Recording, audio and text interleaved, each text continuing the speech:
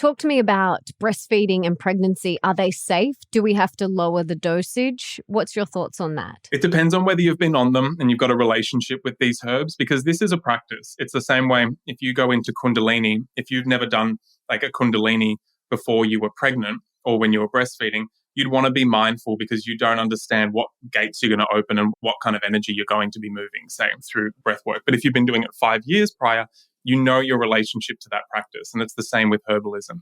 So if you are starting to get onto them, like that stage of breastfeeding, you would go very, very slow, because the thing that the herbs will do, if you have fundamental imbalances, say through the liver, if you have like a real stuck liver chi, you will start increasing that capacity of your liver to start going through phases of detoxification. And you'd want a bit more of a strategy. You'd just want to maybe be on clay or something to make sure that you're going through that phase 3 of eliminating what gets removed from the body. So it's common sense. Again, even though I've got a lot of TGA listed products, so they are listed medicines, they're not in the pharmaceutical range. And the tonic herbs are also, again, the reason they're a superior herb listed here in the Ben Sao Jing and not a regular herb or a lower herb, because they don't have that intense pushing of the body in the direction that is the herb wants and not what the body wants. So I don't want to create any fear around it. I want to give enough of be mindful and go slow. But at the same time, it's your continue to follow. Why do you want to use them? Do not stop because I give you a rule. Be mindful. I'm not saying engage, keep on going. Yeah, start like an eighth of a teaspoon. You don't want to do my neural nectar just because there's too much out there around the mucuna inhibiting prolactin. Not that that's completely proven, but don't bother with it. The things like lion's mane, so safe. The Mason's mushroom, so safe. The Jing herbs, that might as well be like the postpartum protocol is really get on Jing. Again, if you haven't got a relationship with the herbs, then just go slow. But nonetheless, it doesn't mean do nothing. Do nothing when you realize that you've just gone through one of the most Jing draining, rewarding, but you've used so much Jing to that experience and just like, oh, let's just be safe and not do anything. It's such an inappropriate modern Western medicine approach, which is so complacent and just such an awful place to leave, because I want to be safe and not create any possible whatever lawsuits. I don't know what they're saying. And everyone's just like so scared to respect and honor that mama's intent. Looking here, yes, I need to be really appropriate that I don't take advantage of that that's such the stage like that. It's such a raw, it's so easy to take advantage of that raw, like, yeah, you should take this and that and that. No, but you keep on following it, engaged.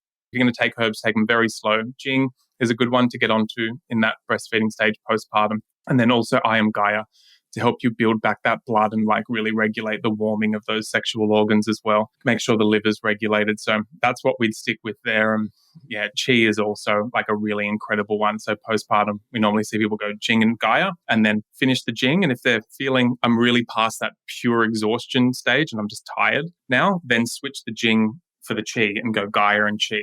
And that seems to be the best protocol for us in postpartum and breastfeeding. Awesome. I'm writing that down, Gaia and Qi, and I'm getting everything. You have convinced me and inspired me so much to really just go for it 30 days because I'm still breastfeeding and just see how I feel. And I'll start small and just work my way up. But you've inspired me so much. Tell me, children, can they have them? What's the dosage for them? Talk to me about that. Again, so like start realizing why you want to bring herbs into your home life and start developing a relationship with you as a herbalist and you as a barefoot herbalist and the healer of your household. It's a really incredible hat to put on, incredible role to put on. And then from there, filtering through your sovereignty and what's appropriate dosage from that, you taking on that space. We focus on those herbs to support the chi and the spleen, especially of the children. So that's going to lead us towards the Qi herbs and the mushrooms. So we kind of generally say after like 2 is when you start getting a little bit of more capacity to be like, right, I'm keen to kind of get in there.